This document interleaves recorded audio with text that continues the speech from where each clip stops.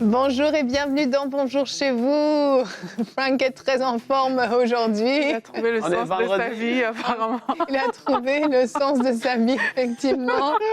Mais peut-être que vous, qui nous écoutez à la maison en ce moment, dans votre voiture ou peu importe où vous êtes peut-être à la recherche du sens de votre vie. Cette impression de tourner en rond, que votre vie n'a aucun sens. Eh bien aujourd'hui, on va tenter de vous donner des réponses et de vous aider à trouver le sens ultime de votre vie. Ça va bien Aurélie ? Oui, ça va très très bien. Super, je ne Bonne demande, fin de semaine. demande pas à Frank, il a l'air d'être en pleine forme. Hein. Coucou vous deux.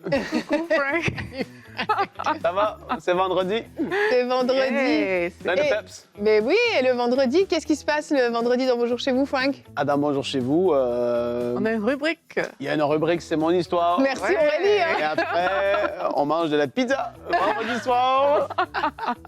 Pas chez moi, pas chez moi. Voilà. C'est sûr. Mais on a une rubrique, c'est mon histoire, c'est juste. Merci Aurélie d'avoir aidé Frank. Et aujourd'hui, c'est Christine Veumier qui va être avec nous. Alors, c'est Nadine qui a eu le plaisir de passer ce temps avec elle. Et Christine, qui est donc pasteur, on la connaît très bien ici, eh bien, elle a raconté sa conversion. Alors, c'est peut-être certains d'entre vous ne la connaissez pas. Je ne sais pas si elle la raconte souvent, son histoire de conversion, mais on va découvrir comment elle a rencontré le Seigneur et comment Dieu a changé complètement sa vie. Donc, ce sera en deuxième partie d'émission, mais pour l'instant, Aurélie, si tu es prête, on Oui. commence avec toi, avec notre pensée du jour.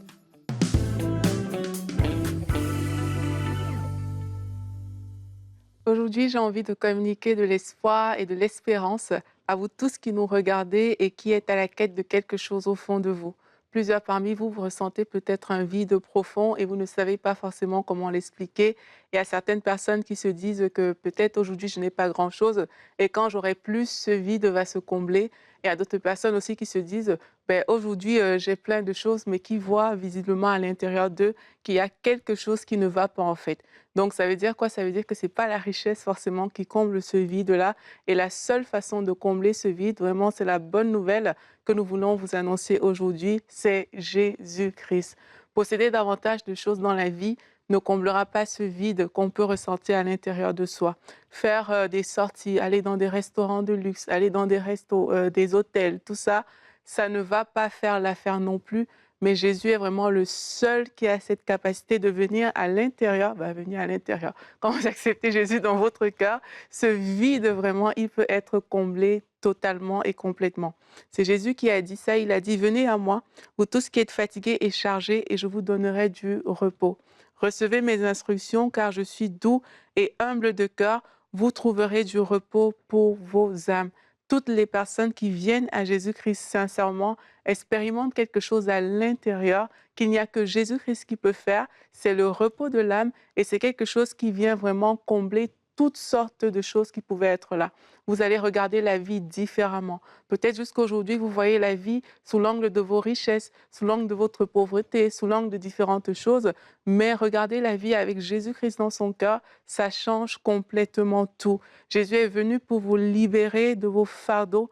Il est venu en fait pour vous faire du bien au plus profond de vous. Non pas un bien que le monde donne, non pas un bien que vous pouvez retrouver juste comme ça sur la terre, mais un bien vraiment profond, un bien précieux. Il est venu changer radicalement votre vie pour que désormais vous vous orientez sur des choses qui durent, des choses qui ont une portée éternelle. Il est venu vous décharger de ce vide qui ne part pas et que peut-être plusieurs d'entre vous, vous essayez de combler par la drogue, par des addictions, par toutes sortes de choses. Jésus est venu nous libérer de ces choses. Et aujourd'hui, c'est un nouveau jour si vous acceptez tout simplement de tendre la main à Jésus-Christ pour lui dire « Oui, j'entends ce message et je veux vraiment vivre cette vie où mon cœur est rempli, mais non pas rempli d'addiction, non pas rempli d'autres choses, non pas avec ce vide profond, mais rempli de la présence de Jésus-Christ. Et si vous voulez accepter ce Jésus qui a la capacité de combler votre cœur au plus profond de vous,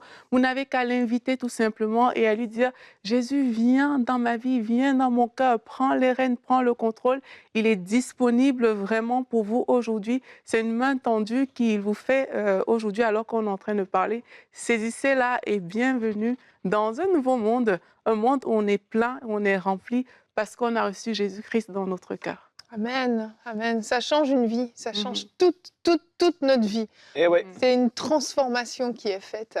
Et vous vous souvenez, dernièrement, on a entendu un témoignage du pasteur Fofi. Tous les trois, on était présents. Il racontait comment son papa adoptif, qui était très riche, qui possédait tout ce dont il avait besoin, qui avait tout, lui a dit, il y a un vide à l'intérieur de moi. Combien de doctorats il avait?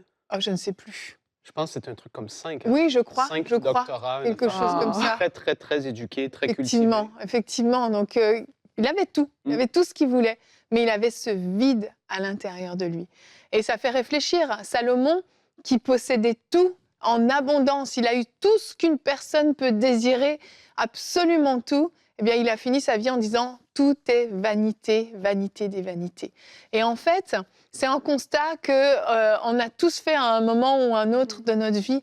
Moi, je me souviens quand, avec mon mari, on a pu acheter une nouvelle voiture une fois. On s'est regardé, on a dit « Bon, on n'est pas plus heureux ». Quand on a eu l'occasion de s'acheter une maison, on a économisé pendant longtemps, c'était un projet de vie et tout, on a enfin pu s'acheter une maison. Eh ben, on s'est dit « Bon, on n'est pas plus heureux en fait ». Toutes ces choses. Les gens en veulent une plus belle par la suite. Oui. Parce que tu n'es pas comblé. Tu n'es pas satisfait. Tu n'es jamais satisfait. Exact. Jamais.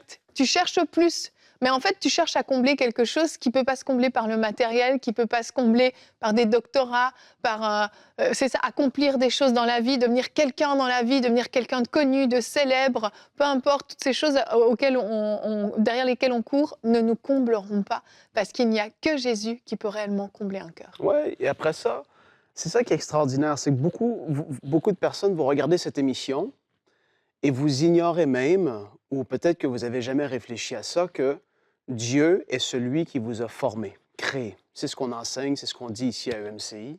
Et que votre personnalité, votre façon d'être, c'est des choses qu'il a voulu. La façon qu'il vous a créé, c'est comme ça qu'il a voulu. Et puis, il veut, après ça, autant dans un travail que ça peut être un docteur, ça peut être un plombier, ça peut être peu importe les talents qu'il a mis dans votre vie, il veut que vous puissiez accomplir les choses que vous allez faire dans votre vie pour lui. C'est-à-dire que votre vie a un sens maintenant. C'est plus juste vivre pour mourir et accumuler le maximum de choses possibles sur cette terre. Comment de gens vivent comme ça? Et comme tu as dit, tu cours après rien, en fait. Tu es toujours déçu, complètement. Et tu as cette réflexion de l'éternité, de l'éternel. Les gens, ils se posent ces questions-là. Des célébrités, des gens qui ont tout. Quand tu arrives à 70, 80, 90 ans, toutes ces choses-là, tu te regardes, mais tu dis, mais j'ai accumulé. Mais là, il y a quelque chose devant moi. Et tu as ce sentiment-là de qu'est-ce qui m'attend? Il manque quelque chose. Il y a quelque chose dans ma vie qui me manque. Tu le sais que tu le sais. Ouais. Et quand tu saisis que tu n'as pas dans ta vie accepté Dieu, que tu n'as pas vécu avec lui, tu n'as pas connu ton Dieu, mais tu te dis qu'il manque complètement quelque chose. Et c'est ça qui est extraordinaire. C'est pas forcément qu'on marche avec Dieu ou on a Dieu dans notre vie parce qu'il nous donne toutes ces choses. C'est tellement pas pour ça. Il a tout donné pour nous. Mais pourtant, quand tu l'as dans ta vie, tu as le sentiment que, premièrement, tu vas accomplir ce que lui, il voudrait que tu puisses accomplir. Dieu nous dit qu'il a préparé des choses pour nous, que les capacités qu'il a mises en nous, c'est parce qu'il nous connaît et il veut qu'on puisse justement le servir au travers de ces choses-là. Mais après ça, tu vis avec le sentiment que j'accomplis ce à quoi j'ai été créé. Et qu'à la fin de ma vie, il va même me récompenser pour ces choses que je vais avoir fait pour lui. Et Dieu, il est tellement bon. En tout cas, Evelyne, je te laisse parler. J'ai vu que tu as pris tes cartons.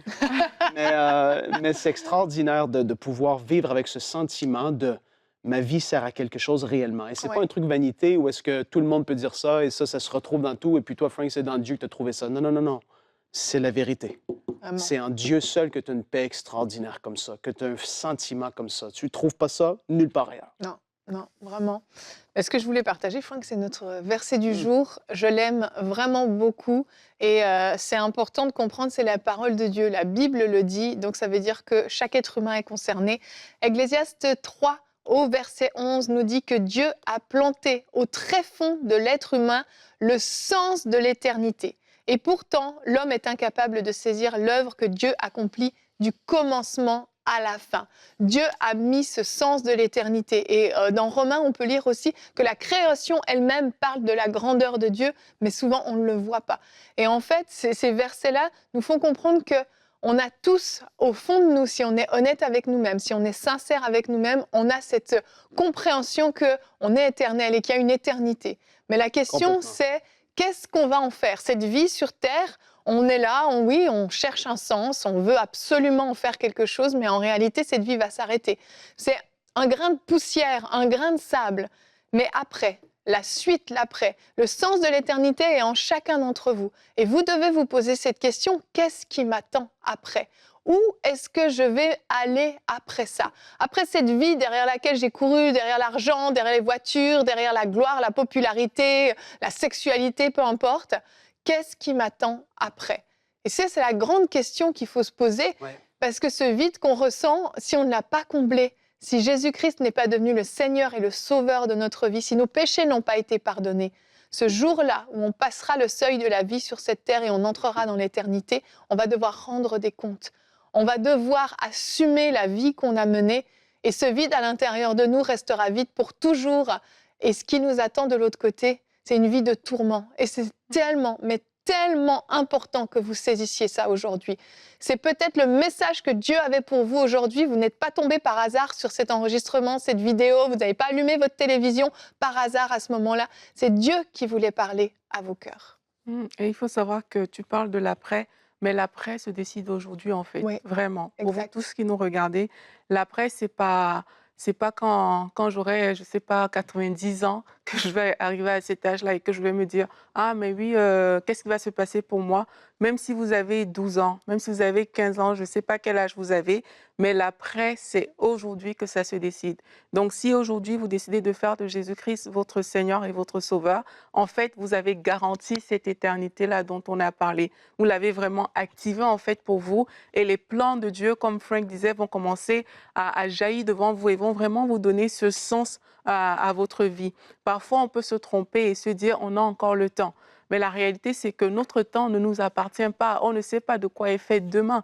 Donc, si vous entendez cette voix aujourd'hui, j'ai envie de vous le dire, n'endurcissez pas votre cœur. C'est vraiment le Seigneur qui vient comme ça pour vous ouvrir, juste pour vous tendre la main, en fait, tout simplement, et pour vous dire, viens et suis-moi aujourd'hui. Et si vous voulez vraiment suivre Jésus, mais moi, je vous encourage à le lui dire avec vos propres mots, à lui dire, Seigneur Jésus, je veux marcher avec toi. Parfois, on ne sait pas comment faire parce que c'est comme si, vu qu'on ne le voit pas comme physiquement, mais il est là, il est bel et bien présent. Et si vous lui dites, je veux marcher avec toi, je veux que tu viennes combler ce vide qu'il y a dans mon cœur. Parce que pour certaines personnes, je le ressens, c'est que oui, il y a des gens qui ont tout, mais il y a aussi des gens qui n'ont rien, qui n'ont pas grand-chose et Oui. qui pensent que c'est peut-être en ayant un meilleur travail ou des choses comme ça que ça va aller. Mais quelle que soit la situation dans laquelle vous êtes aujourd'hui, il est là et il est disponible. Si vous lui dites tout simplement, oui Jésus, viens, remplis mon cœur de toi. Peut-être que depuis toutes ces années, vous portiez des fardeaux, il y avait beaucoup de choses qui vous passaient par la tête et tout. Ce n'était pas forcément évident pour vous. Peut-être même, beaucoup, vous êtes dans des phases de dépression, mais Jésus est venu et quand Jésus vient dans une vie, cette vie change. Ouais. Il suffit de lui dire, viens Seigneur Jésus, je te veux, je veux marcher avec toi, je veux te découvrir, je veux te connaître. Et si vous faites cette demande à Dieu de façon sincère dans votre cœur, vous allez voir qu'il viendra.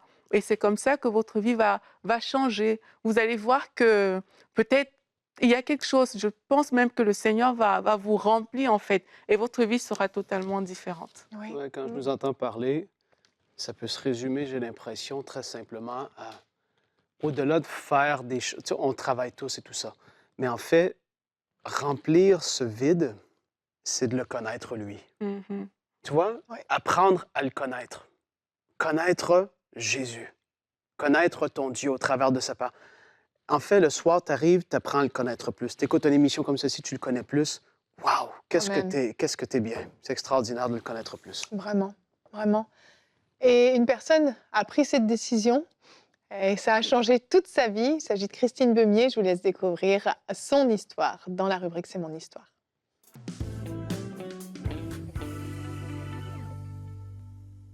Et on se retrouve aujourd'hui pour le témoignage de Christine Beumier. Bonjour Christine, Bonjour Nadine. bienvenue sur le plateau de C'est mon histoire. Merci, c'est vraiment une joie pour moi d'être avec vous. Aujourd'hui, on va découvrir ton témoignage. On te connaît comme une femme qui enseigne la parole de Dieu. On t'a vu sur des émissions plusieurs fois, mais on ne connaît pas ton histoire. Comment ça a commencé? Comment tu es venue à connaître le Seigneur? Et on en parlait un petit peu avant l'émission, c'est que tu es née dans une famille catholique. Oui, c'est ça, tout à fait. Mon papa était pratiquant, maman était croyante, mais comme on avait un commerce, elle ne pouvait pas vraiment aller à l'église. Mais par contre, mon papa insistait sur le fait qu'on aille à l'église. Et quand j'étais jeune, bon, quelque part, j'aimais ça. Et je prenais ça au sérieux quand même. Donc, on a été élevés, mon frère et moi, dans la crainte de Dieu. Mon frère est 7 ans plus âgé que moi. Et ça a continué comme ça pendant un certain temps. Et puis, à un certain moment, bon, mon frère a perdu la foi. Puis, il m'a donné à lire un livre qui s'appelle « Histoire inconnue des hommes depuis 100 000 ans ». Et c'est à l'âge de l'adolescence. Donc, c'est l'âge où on se pose des questions. Et mes amies à l'école n'étaient pas spécialement croyantes non plus. Donc, ça a fait mis pas mal de doutes dans ma vie à ce moment-là. Et au point que je me demandais si c'était Dieu qui avait créé l'homme, si c'était l'homme qui avait créé Dieu. C'était vraiment la confusion dans ma tête. Et malgré tout, je continuais à aller à l'église pour faire plaisir à mon papa, parce que je ne voulais pas qu'il ait de la peine. Mais vers l'âge de 15-16 ans, là, je me dis, là c'est trop. Ça me paraissait tellement difficile de rester. J'étais opprimée quand j'entrais dans l'église. Mais au moment où j'allais dire à papa, écoute, maintenant j'y vais plus, il y a un prêtre qui est venu à la maison et puis qui m'a dit, écoute, est-ce que ça te dirait de faire partie de la chorale paroissiale? Alors là, chanter, j'aimais chanter depuis que j'étais toute petite. C'est vraiment quelque chose que j'aimais beaucoup. Donc, ce qui s'est passé, c'est que j'ai dit, bah oui, tout simplement. Et ça m'a permis quelque part de rester quand même dans l'église, même si je ne croyais toujours plus à ce moment-là. Et peut-être un an plus tard, il y a quelqu'un qui est venu à la répétition de la chorale. Et il cherchait une chorale pour enregistrer, c'était un chanteur. Et à un certain moment, je lui ai dit, mais qu'est-ce qu'il chante? Je veux bien, mais c'est quoi? Et puis il a commencé à interpréter, je ne sais plus si c'est un chant ou deux, mais qui parlait de sa relation personnelle avec Jésus. Comme si Jésus était son ami, comme si c'était quelqu'un qui était avec lui tous les jours. Et là, je l'ai pris pour... je me suis dit, il y a quelque chose qui ne va pas dans sa tête. Ou bien, il a fait une expérience avec Dieu qui lui permet d'avoir cette relation-là. Et j'étais vraiment bouleversée. En plus, il chantait très bien, un peu style Elvis Presley. Là. C'était un peu ça. Alors, quand je suis rentrée à la maison, ben, j'en ai parlé à mon frère, j'en ai parlé à mes parents, parce que ça me parlait beaucoup. Et le soir, au pied de mon lit, j'ai prié. Et j'ai dit, Seigneur, si cette fois-là, ça existe, si cette relation-là avec toi, c'est possible, c'est ça que je veux. Alors, OK, c'est resté comme ça. Mais le lendemain, j'étais étudiante, j'avais 17 ans à l'époque, donc j'étais, je ne sais pas trop comment vous appelez ça, chez nous ça s'appelle le lycée, et en dernière année de secondaire. Et sur le voyage, en fait c'était le voyage dans un tramway, et je rencontre quelqu'un avec qui j'avais apparemment déjà parlé, mais je ne connaissais pas encore trop bien. Mais ça me bouleversait tellement que je lui raconte ce qui s'est passé la veille. Et il me dit, mais tu sais, moi aussi, je connais Jésus de cette façon. Et je connais même ce monsieur qui est venu chanter. Je dis, ah oui? Et oui. Et il me dit, tu sais, j'ai essayé de t'en parler, mais tu m'as pris pour un témoin de Jéhovah. Je ne me souvenais absolument plus de ça. Mais là, on a commencé à parler justement de cette relation. Et peu de temps après, il m'a prêté un livre qui s'appelle « Les 7 paroles de la croix ». J'y reviendrai un peu plus tard. Parce que le même jour, en arrivant à l'école, je sais pas, je rencontre une copine et puis je lui raconte l'histoire. Elle me dit, mais tu sais, moi aussi, je connais Jésus de cette façon. Et je vais à telle église, etc.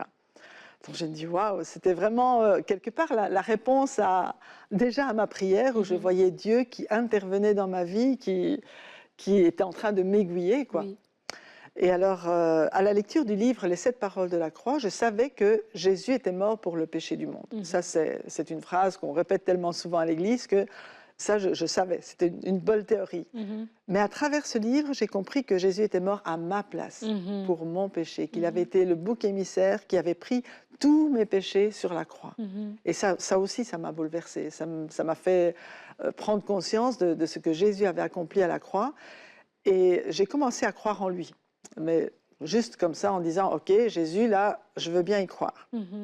Et quelques temps plus tard, la copine, donc Françoise, qui était à l'école, m'a dit, écoute, il y aura bientôt une campagne d'évangélisation avec un évangéliste qui s'appelle Fernand Legrand, donc, qui est belge. Et elle dit, est-ce que tu veux venir? Voilà une invitation. Je dis, OK, je prends l'invitation, je me dis, ça me dirait bien d'aller voir. J'en parle au garçon sur le trajet dans le tram. Oui. Et il me dit, ah ben justement, je voulais t'inviter, mais je ne savais pas trop comment m'y prendre pour le faire. Mais si tu y vas, on y va ensemble. D'accord. Donc voilà, nous voilà sur le chemin pour y aller. Et dans mon cœur, à ce moment-là, je dis, OK, Jésus, je veux bien y croire, mais alors le diable, ça n'existe pas, c'est une invention que les hommes ont faite pour expliquer le mal, etc. Sauf qu'arrivé à la campagne d'évangélisation, il y avait des chants, etc. Mais le prédicateur a dit bien, aujourd'hui, même si le thème c'est Dieu n'est pas loin, Jésus est le chemin, aujourd'hui, je vais vous montrer que le diable n'est pas loin. Je me dis, oups. Quelle coïncidence. Alors, exactement. Alors, intérieurement, je riais, mais bon, c'est pas je riais jaune, mais en fait, je me dis, waouh, c'est vraiment la question que je me pose. Oui. Et bien sûr, il a parlé de Jésus qui chasse les démons du Gadarénien. Et à la fin, il a fait un appel de qui voulait accepter Jésus dans sa vie. Oui. Et là, j'étais extrêmement timide. Donc, lever la main, même si tout le monde avait les yeux fermés, c'était un défi de taille pour moi. Oui.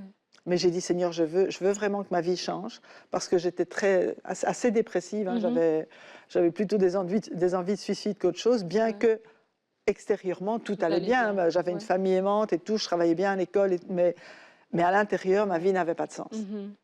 Mais là, à ce moment-là, j'ai dit, Seigneur, il faut que tu m'aides. Et mon bras s'est levé. Alors, après ça, il y a eu une joie, une telle joie qui est rentrée dans ma vie. Et je sais que Jésus est venu dans ma vie. Je savais, Seigneur, je ne veux plus conduire ma vie moi-même. Je veux que ce soit toi qui prennes la direction de ma vie et que tu me conduises là où tu veux. Et c'est comme si je commençais, c'était tout à fait ça, une nouvelle vie avec une page blanche. Vraiment, je dis, le passé, c'est terminé. Maintenant, je repars à zéro. Et c'est Jésus maintenant qui vient dans ma vie. Et vraiment, ça s'est passé comme ça. J'ai été introduite à l'église, dans une église qui croyait au don du Saint-Esprit. Et quelques mois plus tard, je devais rentrer à l'université. Alors, eh bien, tout simplement, je disais, Seigneur, écoute, j'ai besoin de toi aussi. J'ai besoin du Saint-Esprit parce que je vais me faire manger à l'université. C'est pas du tout chrétien. Et finalement, j'étais baptisée Saint-Esprit, j'ai reçu vraiment le parler en langue. Pour moi, c'était le signe, on m'avait dit, c'est le signe du baptême Saint-Esprit. Alors que c'était quelques semaines avant que vous ayez... C'était juste quelques semaines avant de rentrer à l'université. Oui, c'est ça, 2 semaines avant, le jour de mon anniversaire. Le jour de mes 18 ans, quelque part. Et c'était vraiment super. Et là, j'ai dit, ah maintenant, ça va, je suis équipée, je peux y aller. Et ce qui s'est passé, c'est que j'ai commencé à parler de Jésus tout autour de moi parce que ça bouillonnait, vraiment, ça bouillait, je ne pouvais pas le garder. Donc, j'ai parlé de Jésus à tous les étudiants et même les professeurs. À certains moments, ils venaient me poser des questions. Et vous dites parce que vous aviez un bon témoignage à l'école, c'est ça. Bonne élève. J'étais une bonne élève. Depuis le début, hein, même à l'école primaire, j'étais une bonne élève et jamais aidé les autres, je vais dire. Donc, il y a cette fibre d'enseignante qui est chez moi depuis que je suis toute petite. Mais... et là, effectivement, les professeurs avaient du respect. Ils venaient me poser des questions. Je savais qu'ils ne croyaient pas, mais quand même, c'était bien. Vous aviez l'occasion de témoigner à ce moment-là. Et il y avait un groupe en fait, qui s'est formé avec d'autres jeunes femmes. Exactement. Donc, j'ai parlé du Seigneur à d'autres. Et puis, il y en a qui étaient déjà chrétiens, d'autres que j'ai amenés au Seigneur. Et on avait un groupe tous les matins. À 6h30, on se retrouvait avant d'aller en cours et on commençait à prier ensemble, à remettre la journée au Seigneur. C'était vraiment super et j'ai commencé aussi dans d'autres groupes comme ça, même à Mons, parce que mes études d'université, c'était à Mons. Moi, j'habitais au départ à Charleroi. Et donc, pendant la semaine, on avait loué une chambre à Mons pour passer là-bas. Et puis, chaque jour, il y avait toujours une réunion quelque part et je voulais y aller. Vous étiez en feu. J'étais en feu, c'était vraiment formidable. Et je disais au Seigneur, même si mes études ne me servent pas trop plus tard, parce que je faisais une licence en mathématiques, ce que je veux, c'est être utile et te servir là où je suis maintenant. Et c'est vraiment ce qui s'est passé. Et entre-temps, quand je rentrais chez moi le week-end, avec un groupe de jeunes, on a commencé à faire des réunions et à se former pour évangéliser. Et puis, on a ouvert un café chrétien. Et on partait dans la rue tous les samedis, on chantait dans les rues, on allait faire des sondages d'opinion, on ramenait les gens au café chrétien. Et puis là, on leur annonçait l'évangile. Et il y a des centaines de personnes qui sont passées par là, qui ont reçu le Seigneur. Donc j'avais vraiment à cœur de partager. Je ne voulais pas garder pour moi ce que le Seigneur m'avait donné. Donc c'était vraiment quelque chose d'extraordinaire pour ma vie. Et ce mandat d'évangélisation, d'enseignement, vous a suivi après parce que même quand vous avez rencontré votre mari, vous Oui. avez continué à servir. Exactement. Oui, tout à fait. Et ce café bar qu'on avait à Charleroi, finalement, on en a fait un à Mons aussi, où on a pu évangéliser. Puis maintenant, on parcourt un petit peu les villes. Et on a continué à chanter aussi. Oui. J'ai fait partie d'un autre groupe. Et puis avec mon mari, on a commencé à chanter. Donc on évangélisait par le chant. Et puis maintenant, on continue, je vais dire, à annoncer l'évangile et aussi à enseigner. Parce qu'effectivement, cette fibre d'enseignante, là, elle est chez moi. Puis j'ai changé de matière. C'est plus les maths. C'est plus les maths. C'est la parole de Dieu, mais c'est tout aussi bien. Ah, ok. Et je crois que Dieu, il avait vraiment un plan pour ma vie. Je ne le connaissais pas. Et en fait, je crois que c'est quand on accepte Jésus qu'on rentre vraiment dans la destinée. Il a une destinée pour chacun, pour chacune d'entre nous, mais on ne peut y entrer pleinement que quand Jésus vient dans notre vie. Là, on rentre dans ce qu'il a mis pour nous et tous les talents qu'il a mis en nous, on peut les mettre à ce moment-là à son service, en plus des dons du Saint-Esprit qui nous fait à ce moment-là. Mais je crois que c'est extraordinaire de pouvoir donner, confier sa vie à Jésus. Donc, plus jamais ma vie n'a été sans sens. Oui. Je dirais, même si j'ai rencontré Jésus à 17 ans, le seul regret que je pouvais avoir, c'était « Ah, mais pourquoi je ne l'ai pas fait plus tôt ?» Mais malgré tout, je suis tellement heureuse d'avoir connu le Seigneur à ce moment-là et de voir comment il a dirigé ma vie. Et j'aimerais vraiment dire à chacun que Dieu, il a vraiment une destinée pour chacun d'entre vous, des projets de paix et non de malheur. Mais Jésus est venu pour vous ramener dans ces projets de paix, parce que la Bible dit aussi que le diable, il vient pour dérober, égorger, détruire, et c'est son but de nous mener quelque part à la mort. C'est ce qu'il avait essayé de faire avec moi, mais le but de Dieu, c'est la vie, et la vie en abondance, même ici-bas, pour marcher dans ses voies. Et peut-être on pourrait faire cette prière ensemble, de dire, Seigneur, faites cette prière avec moi si vraiment c'est votre cœur. Seigneur, jusqu'ici, j'ai dirigé ma vie moi-même, Seigneur, et ça ne m'a mené à rien. Je ne me suis pas occupée de toi et je te demande pardon. Mais je crois qu'à la croix, tu as pris toutes mes fautes, toutes mes erreurs, tous mes péchés, Seigneur, et qu'aujourd'hui, tu me réconcilies avec Dieu. Et je te demande de venir dans mon cœur, de faire de moi la personne que tu veux que je sois. Et vraiment, je t'accepte comme mon Sauveur et mon Seigneur. Et je te remercie parce que tu m'as aimé au point de donner ta vie pour moi. Dans le nom de Jésus. Amen. Amen, amen. Amen. Merci beaucoup, Christine, pour cette belle histoire. Merci de nous avoir partagé votre témoignage. Merci à toi pour ton invitation. Eh bien, quel beau témoignage. Vraiment. Personnellement, je ne le connaissais pas. Je sais vous non plus, toi non plus, Franck, tu ne le connaissais pas. Non. Vraiment un beau témoignage de quelqu'un qui était à la recherche Ouais. et qui a trouvé. Yes. Et pour terminer cette émission, j'ai une citation à vous partager. Blaise Pascal a dit « Il y a dans le cœur de l'homme un vide en forme de Dieu ». Vous connaissez certainement cette citation et je crois que si c'est votre cas et que vous sentiez ce vide, eh bien vous avez fait cette prière avec Christine et vous avez vraiment pris cette décision de vous donner pleinement au Seigneur. Eh bien aujourd'hui, vous avez l'occasion de pouvoir avancer dans cette marche avec le Seigneur. Faites-vous baptiser, trouvez une église locale premièrement, faites-vous baptiser d'eau comme le Seigneur l'a dit et puis votre vie va avancer. Que vous puissiez vraiment rejoindre une famille chrétienne, une église locale dans laquelle vous allez être enseigné selon la parole de Dieu, développer cette intimité avec le Seigneur et que vous puissiez démarrer vraiment cette marche chrétienne qui va, j'en suis sûre, continuer à changer toute votre vie. La Bible nous dit qu'on va de gloire en gloire et c'est vraiment ce que je vous souhaite, que vous puissiez aller de gloire en gloire. Yes. Si vous avez fait cette prière, vous pouvez bien sûr nous raconter votre témoignage, emcitv.com/témoignage et vous nous partagez votre histoire. Je vous souhaite à tous un bon week-end. Franck, Aurélie, bon week-end à vous Oh oui, aussi. bon week-end, vendredi soir, pizza. Bonne pizza et à la semaine prochaine. Soyez bénis.